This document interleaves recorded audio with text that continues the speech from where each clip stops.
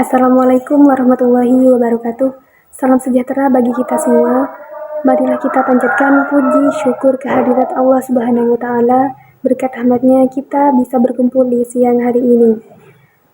Kami dari kelompok 2 atas nama Jannah dan Eva Aprilia Cahyaningsih, Prodi Ekonomi, untuk memenuhi sebagian tugas manajemen operasional dengan tema manajemen rantai pasokan.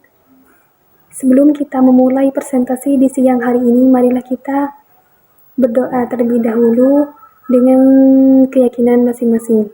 Berdoa dimulai.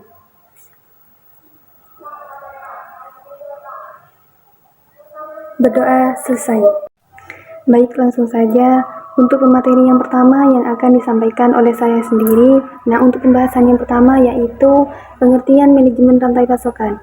Menurut David Simke, Levy, dan Philip Keninsky, itu mendefinisikan bahwasanya supply chain management atau bisa juga disebut manajemen rantai pasokan itu mendefinisikan suatu konsep manajemen yang meliputi perencanaan, pelaksanaan, pengendalian aliran barang, dan informasi yang efektif dan efisien dari titik awal produksi hingga ke titik konsumen dengan tujuan untuk memenuhi kebutuhan pelanggan dengan biaya rendah.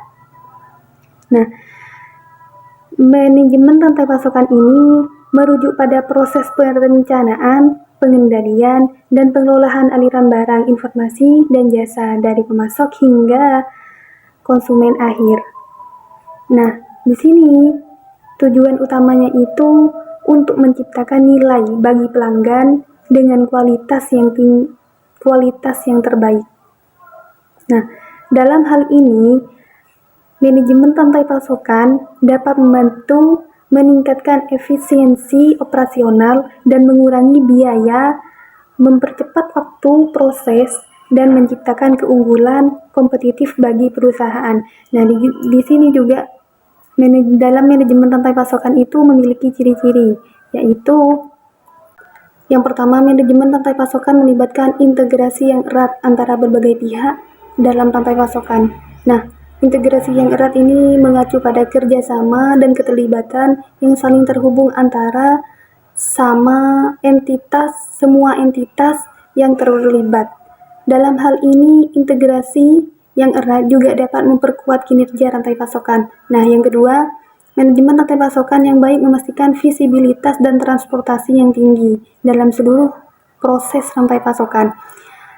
Nah, visibilitas dan transportasi yang tinggi ini merujuk pada kemampuan untuk melacak atau memantau pergerakan barang dan informasi, di mana ketika produk berada pada setiap titik perjalanan. Nah, dari situ harus ada pemantauan dan juga informasi barang dari pemasok hingga ke pelanggan akhir. Nah, ciri yang ketiga, manajemen rantai pasokan yang efektif, mampu merespon perubahan permintaan dengan cepat dan tepat. Nah, yang dimaksud dengan merespon perubahan permintaan dengan cepat dan tepat ini memiliki kemampuan untuk menyesuaikan operasi rantai pasokan ketika ada pelanggan yang memiliki perubahan untuk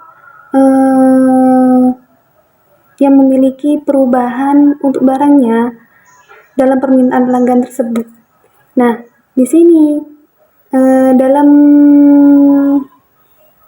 menyesuaikan operasi rantai pasokan ini, perusahaan juga dapat memanfaatkan teknologi seperti sistem manajemen rantai pasokan yang terintegritas analitik canggih dan alat-alat prediksi permintaan untuk meningkatkan kemampuan mereka dalam mengelola. Nah, untuk ciri yang keempat yaitu manajemen rantai pasokan bertujuan untuk mencapai efisiensi operasional dengan mengurangi waktu siklus, biaya produksi, persediaan yang tidak perlu, dan biaya transportasi. Nah, yang dimaksud dengan waktu siklus dan semua tahap yaitu mengoptimalkan dan mempercepat waktu yang diperlukan dalam mengurangi waktu siklus. Dalam semua tahapan ini, perusahaan juga dapat mencapai efisiensi operasional yang lebih tinggi dan dapat menghasilkan penghematan biaya, peningkatan produktivitas. Nah, ciri yang kelima yaitu manajemen rantai pasokan yang baik, mengenali dan mengelola risiko yang mungkin terjadi dalam rantai pasokan. Nah, yang dimaksud dari mengenali dan mengelola risiko yang terjadi dalam rantai pasokan ini yaitu mengidentifikasikan risiko yang dapat mempengaruhi manajemen rantai pasokan. Nah, risiko di sini yaitu ketika kita mengambil langkah-langkah yang diperlukan untuk mengatasi hal negatif. Nah, ketika ada hal negatif yang berdampak pada manajemen rantai pasokan, nah di situ juga kita harus mengenali dan mengelola risiko tersebut. Nah, seperti contohnya, ada gangguan ketika pengiriman barang dari pemasok ke pelanggan akhir.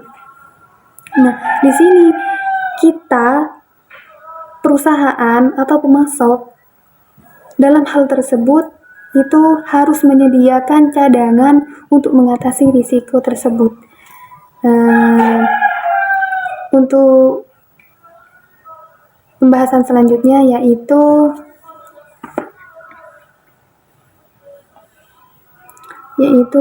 sasaran strategi manajemen rantai pasokan. Nah, sasaran strategi manajemen rantai pasokan ini ada 4. Yang pertama, efisiensi operasional.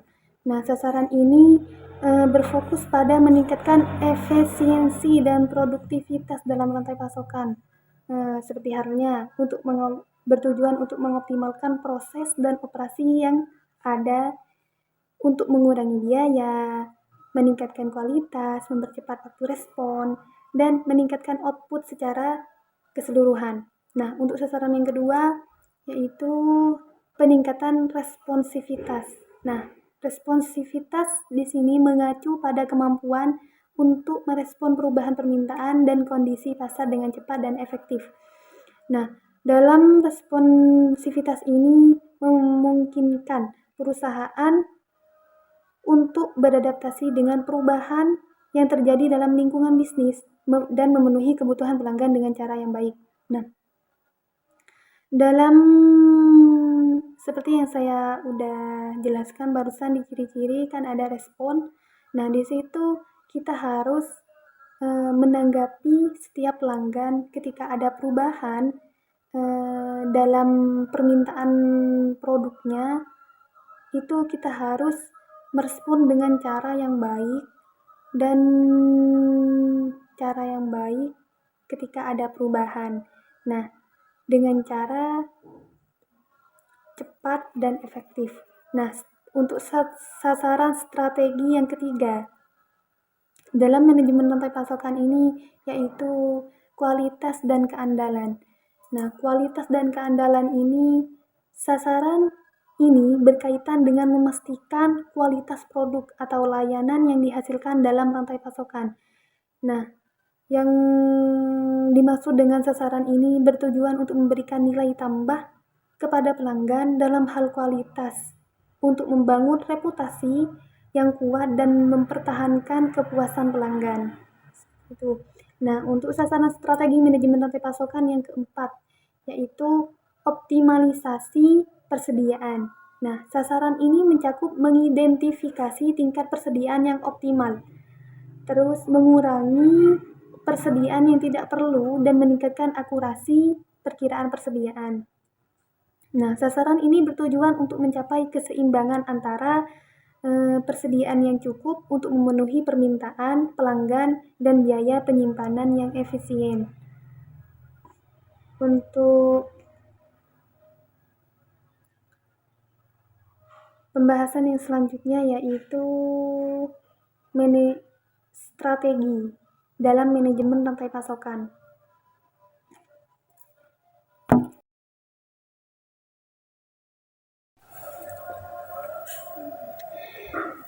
Nah, di dalam strategi manajemen rantai pasokan ini terdapat 5 pembahasan, 5 strategi. Yang pertama, banyak pemasok atau bisa juga disebut money supplier. Strategi money supplier ini melibatkan penggunaan lebih dari satu pemasok untuk memenuhi kebutuhan bahan baku atau komponen dalam rantai pasokan.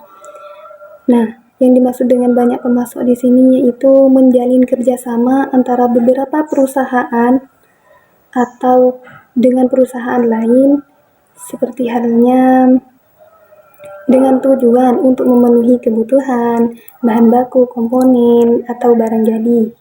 Nah, keuntungan dalam memiliki banyak pemasok di sini yaitu perusahaan mengurangi risiko dengan keandalan pasokan. Dalam memilih banyak pemasok dapat menimbulkan tantangan dalam koordinasi, manajemen hubungan, pengendalian kualitas. Untuk mengurangi terjadinya hal seperti ini, perusahaan perlu melakukan evaluasi yang cermat dan membangun kerjasama yang kuat. Nah, strategi yang kedua yaitu sedikit pemasok, few supplier. Few supplier bekerja sebagai pemasok yang dipilih dengan hati-hati untuk memenuhi kebutuhan bahan baku dan komponen dalam rantai pasokan. Nah, yang dimaksud dengan sedikit pemasok di sini yaitu perusahaan menggunakan jumlah yang terbatas dari pemasok untuk perusahaan lain. Menggunakan jumlah yang terbatas dari pemasok atau perusahaan lain untuk memenuhi kebutuhan pasokan mereka. Dalam sedikit pemasok ini juga memiliki risiko ketergantungan yang tinggi. Pada beberapa pemasok mengendalikan risiko jika terjadi masalah. Oleh karena itu, perusahaan harus melakukan evaluasi risiko yang cermat dan membangun hubungan yang saling menggantungkan. Nah, strategi yang ketiga yaitu vertical integration. Nah, vertical integration ini di mana sebuah perusahaan memperluas operasinya secara vertikal dengan menggabungkan atau mengakui sisi perusahaan di tahap produksi atau distribusi. Yang dimaksud dengan vertical integration adalah perusahaan memperluas operasinya ke tahap produksi atau distribusi yang berbeda. Terus, keuntungan dari vertical integration ini termasuk kontrol yang lebih besar antara pasokan dan kemampuan untuk beradaptasi dengan perubahan pasar dan persaingan. Untuk strategi yang keempat yaitu Keiretsu Network. Bentuk kerjasama ini strategis dalam manajemen rantai pasokan di mana sekelompok perusahaan saling terkait dan terintegritas secara vertikal, biasanya dalam industri yang sama atau terkait. Dalam Keiretsu Network ini biasanya dilakukan oleh perusahaan Jepang. Bisa juga dilakukan dengan perusahaan lain, akan tetapi dengan peraturan yang berbeda. Yang dimaksud dengan Keiretsu Network ini merupakan jaringan kerjasama yang terdiri dari perusahaan induk dan jumlah perusahaan anak atau mitra bisnis yang saling terkait. Hubungan ini didasarkan pada persetujuan jangka panjang dan kepercayaan yang saling menguntungkan antara anggota. Nah, untuk strategi yang kelima, perusahaan maya, virtual company. Nah, di dalam virtual company ini atau perusahaan maya ini adalah konsep di mana perusahaan mengadopsi model bisnis yang tidak bergantung pada infrastruktur fisik tradisional. Nah, di dalam perusahaan maya ini perusahaan menggunakan teknologi informasi atau infrastruktur digital untuk menciptakan entitas bisnis yang sepenuhnya virtual dan online. Berarti ketika melakukan kegiatan pemasokan atau permintaan pelanggan itu menggunakan dengan cara strateginya menggunakan cara yang online. Dengan cara yang online. Nah, dalam perusahaan ini sistem manajemen rantai pasokannya itu berbasis online dan menggunakan metode komunikasi digital untuk mengelola kegiatan bisnis mereka. Jadi menggunakan perusahaan maya ini digunakan untuk berbasis online dalam strategi manajemen rantai pasokan. Nah, untuk pembahasannya selanjutnya itu manfaat manajemen rantai pasokan. Di dalam manfaat manajemen rantai pasokan ini ada 6 manfaat. Yang pertama, kepuasan pelanggan. Nah, di dalam kepuasan pelanggan ini perusahaan memastikan kepuasan pelanggan, yaitu merupakan tujuan utamanya bagi perusahaan karena memiliki dampak langsung kesuksesan bisnis dan loyalitas pelanggan. Ketika pelanggan kurang puas dengan produk atau barang yang dipasok hingga ke konsumen, perusahaan harus lebih mengatur lagi strategi dan ciri-cirinya itu harus lebih diatur lagi dalam perusahaannya. Nah, untuk manfaat yang kedua yaitu meningkatkan pendapatan. Nah, di dalam meningkatkan pendapatan ini yaitu kualitas produknya atau kuantitas untuk pengembangan motivasi kerja dan berusaha memberikan pelatihan serta keterampilan usaha, meningkatkan pendapatan. Dan di sini perusahaan juga berusaha untuk meningkatkan pendapatan gimana sekiranya pendapatan lebih dari modal awal. Nah, untuk yang manfaat yang ketiga yaitu menurunnya biaya inisiatif. Nah, menurunnya biaya inisiatif ini yaitu menghilangkan atau mengurangi biaya yang tidak perlu atau berlebihan dengan tujuan inisiatif dengan cara yang lebih hemat. Untuk manfaat yang keempat yaitu pemanfaatan aset semakin tinggi. Pemanfaatan aset semakin tinggi di dalam perusahaan ini dapat mencapai tingkat penggunaan yang lebih tinggi dari aset-asetnya seperti pendapatan, fasilitas, infrastruktur, atau sumber daya manusia untuk mendapatkan hasil yang lebih baik atau manfaat yang lebih maksimal lagi. Nah, untuk manfaat yang kelima, peningkatan laba.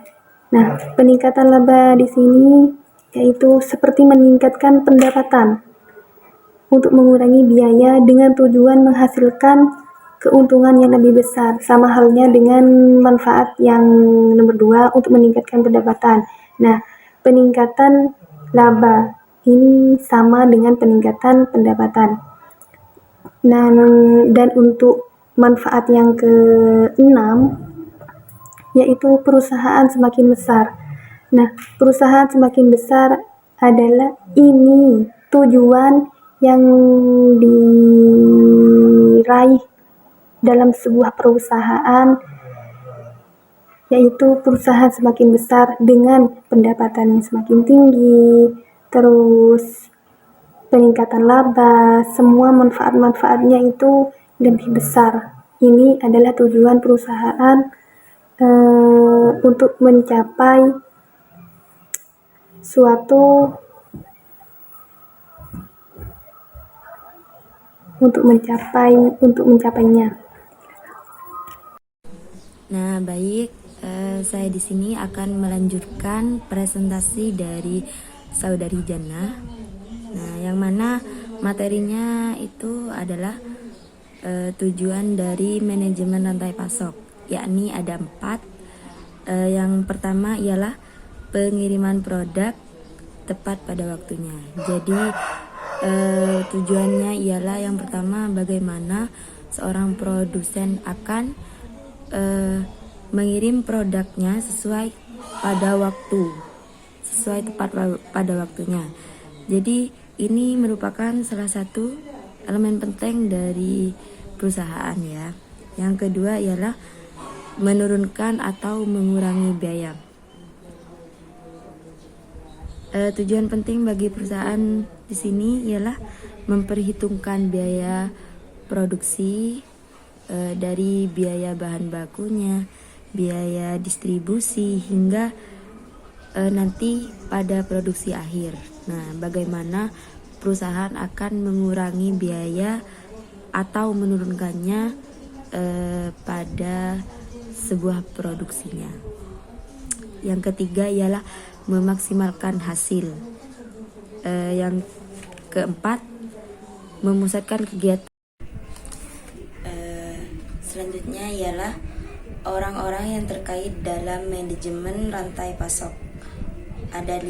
Yang pertama ialah supplier. Nah, di sini supplier merupakan pihak yang menyediakan berbagai produk dengan harga yang lebih murah dibandingkan dengan harga pasar. Jadi maksudnya seumpama produksi buku. Nah, pihak supplier di sini ialah bagian pihak yang menyediakan kertasnya. Selanjutnya ialah manufaktur, merupakan produksi atau pembuatan produk atau mengolah bahan mentah menjadi produk jadi, menggunakan peralatan mesin dan tenaga kerja. Selanjutnya ialah distributor, yakni sebelum mulai disalurkan kepada pengecer atau toko-toko, biasanya produk itu diserahkan pada pihak distributor dulu.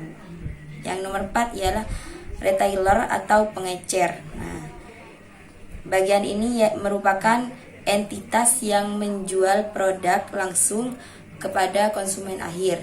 Dan yang terakhir ialah pelanggan. Pelanggan di sini biasanya pengguna akhir yang melakukan aktivitas pembelian. Itu disebut pelanggan. Selanjutnya adalah tahapan manajemen rantai pasokan. Yang pertama, adanya perencanaan pemesanan. Jadi setiap perusahaan harus melakukan perencanaan pada pemasarannya, baik berapa jumlah yang akan diproduksikan, dan semuanya itu harus ada perencanaannya. Setelah adanya perencanaan di sini, barulah ada pengadaan, yang mana hal tersebut meliputi pengajuan, pembelian, penilaian, dan lainnya.